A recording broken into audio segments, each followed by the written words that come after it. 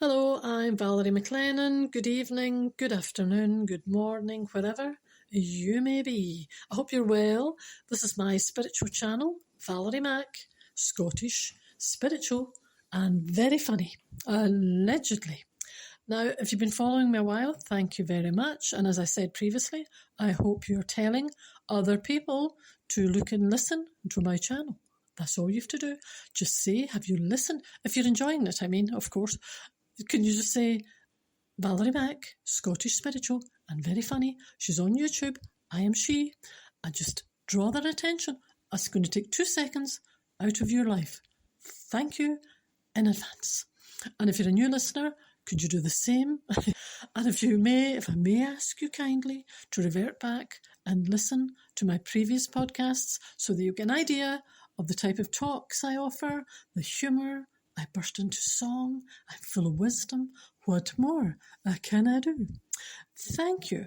Now, as this latest fashion, I've been starting off, last few weeks, just giving you a few funny stories, just to start it off, and then I go into my spiritual lesson for today. It's Valerie Mac, Scottish spiritual and very funny. It's a clue in the title. Spirituality, bit of humour, and hopefully you take the action. I can only do so much. I can only give you the knowledge that I know that will help you as you go through life.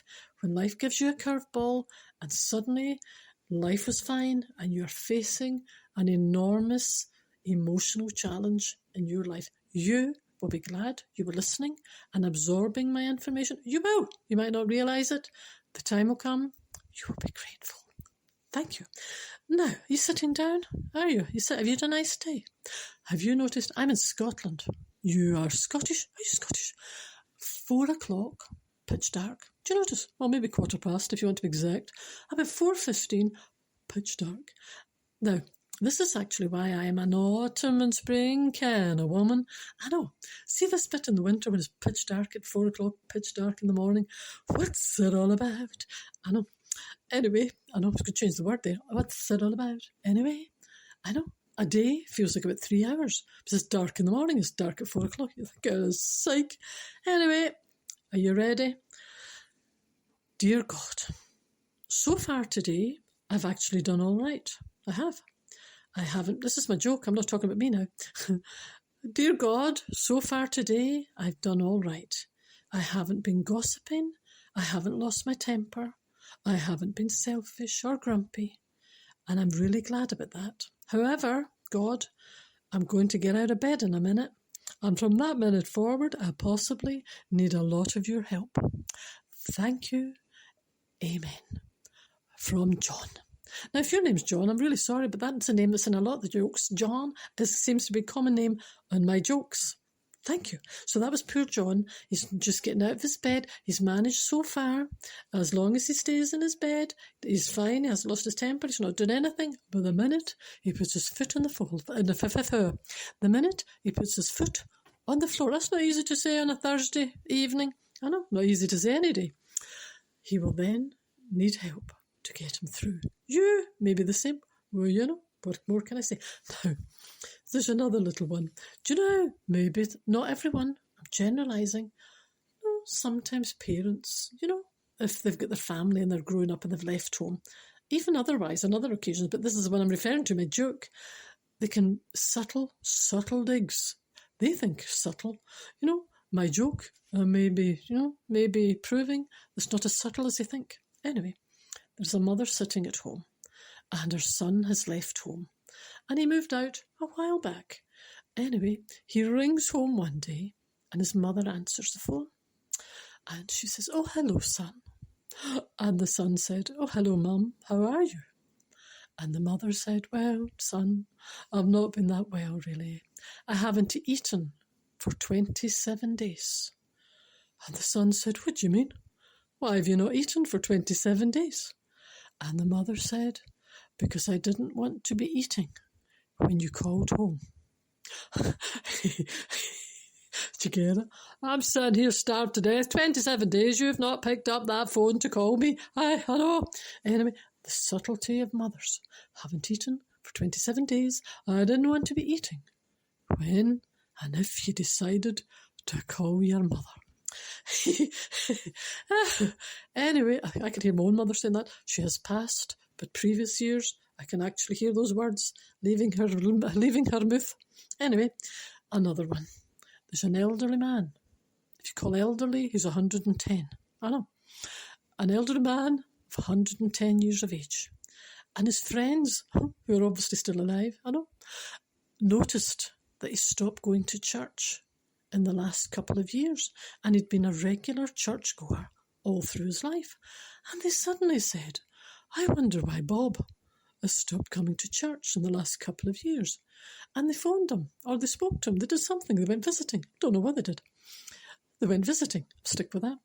And they said, Bob, we've noticed you're now 110 and you've been going to church all of those years. Why have you suddenly just stopped in the last year or two from going to church? And Bob said, well, I'll explain. When I was 95, I thought God would call me home at 95. When I was 100, I was really convinced that God would call me home at 100. When I was 105, I was convinced this was the day and the hour that God would call me home. And he didn't call me home. So what I'm doing now is I'm thinking that God has forgotten I'm here. And I don't want to remind him. That's quite funny, isn't it?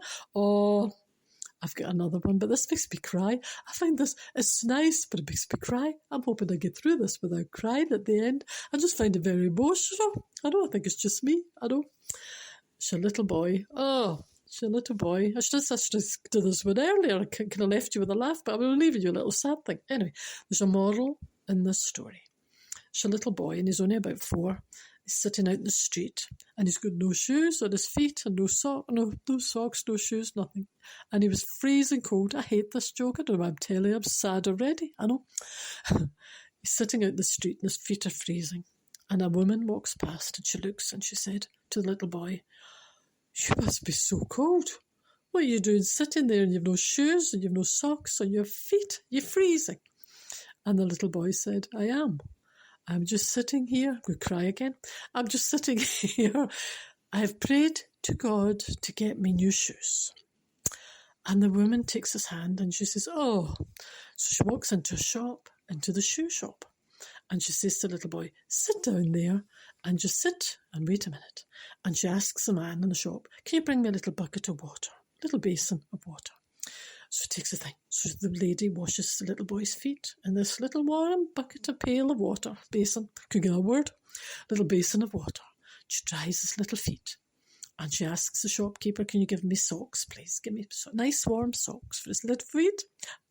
How do you think I feel telling this? I know. So he gives him the little warm socks and he puts them on his little feet. And then he's sitting and the woman asks the man to give her shoes, little shoes for his feet. So she goes over and he gets little, you're all crying. I'm nearly crying again, I know. So she goes over and she gets shoes. And she brings the little shoes over and she puts them on his feet. And she ties his shoes and little laces and little sock and everything, his little Bob's shoes. And she said to the little boy, there, you must feel a lot more comfortable now. Are you not? I'm going to cry again. You must be a lot more comfortable now. Are you not? And the little boy just stared up at her. And he said, yes, I do. Are you God's wife?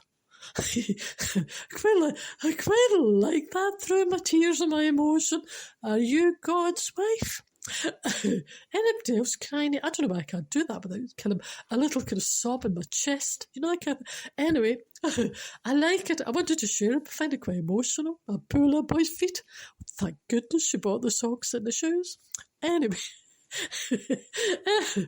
Oh, you're God's wife. Now, my point being, I'm going to turn this to a spiritual thing and I'm in a state. I'm an emotional wreck. The point in all of my wisdom and all the spirituality that I talk, it is the small things in life that are most important. I have said it until I'm blue in the face. It's quite cold out there today. I was blue in the face when I was trying to have a walk. Anyway, the point being, you know this yourself. I'm not telling you anything you don't know. It's the small things in life, those little moments, like that woman with the little sock and the little shoe. That's actually a very big thing, but you get my drift. Especially at this time of year where everyone's throwing money everywhere, material gifts, a box, a bow, the whole thing.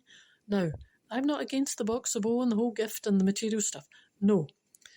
But if that's everything, that should not be the top of the list. That's a bonus. It's a bonus. It's the things that we do emotionally. It's the care that we show people. It's the emotion that we give. It's the time. Now, this is all things you could not go into a shop and buy. You could never, ever, no matter how much money you have, it's the time that you show and the interest that you show people that show the character of whoever we are in life. Anyone can throw money at anything. Anyone with the material aspect of life. It's a very, very easy gesture. There you go. There's the gift. There's the box. There's the bow. Now, on the opposite side of that, can you imagine the difference that it would be if you gave time to someone, if you actually show or proved that you're listening to people, that you're caring about people, that you're generally involved and listening, and you're not just giving lip service, how are you, and not even listening. There's so many people that don't even really listen to people at all when they're speaking. Now, you can't buy that in a shop. The day will come, as I keep going on about the curveball in life, the day, unfortunately, will come, whether it's today, tomorrow, next year, 10 years' time, when you will be the person that's needing what other people are looking for this Christmas, that you're maybe overlooking and throwing all your money at a box with a bow. We all arrive on earth and we go through life at all different stages of our life. When you're younger, or even up to wherever middle-aged, obviously your focus is on all different things in life. You realise that it's the things that you can... I know this is like something you'd see in a fridge magnet or in a T-shirt. It's the things you can't buy with money that are in the end are important to people.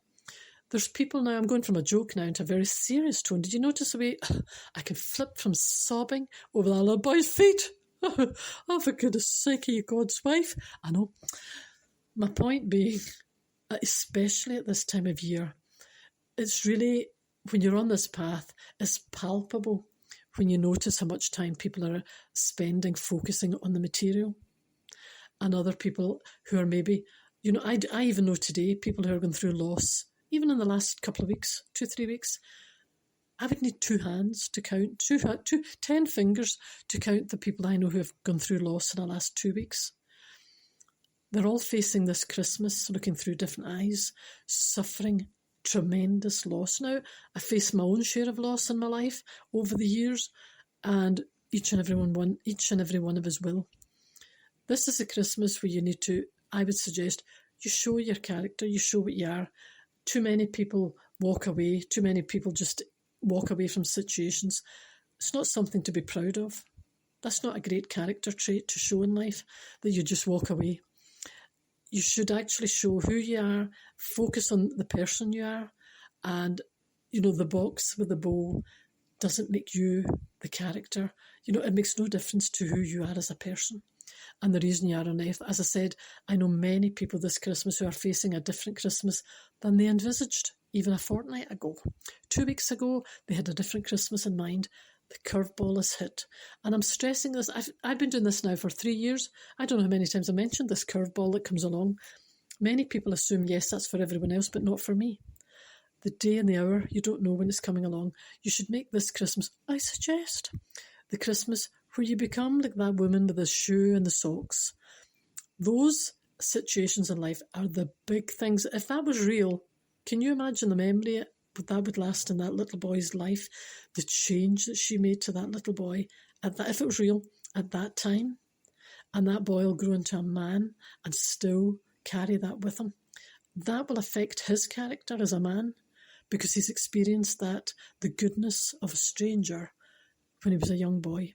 You might not be conscious of it, but it's obviously ingrained. It's in you. It's been absorbed into your being. The kindness of strangers, the kindness of those around you.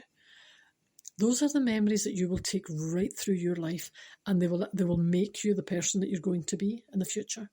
So you should learn, although we laugh and you weren't laughing, you were sobbing and greeting. I was sobbing and greeting. That wee boy's shoes. Are you God's wife? I know. But my point being, Those are the kind of aspects of life we should be focusing on, not the material. If you want to give a little gift, fine. Don't make that your entire Christmas. Time is important. Showing care to people is important.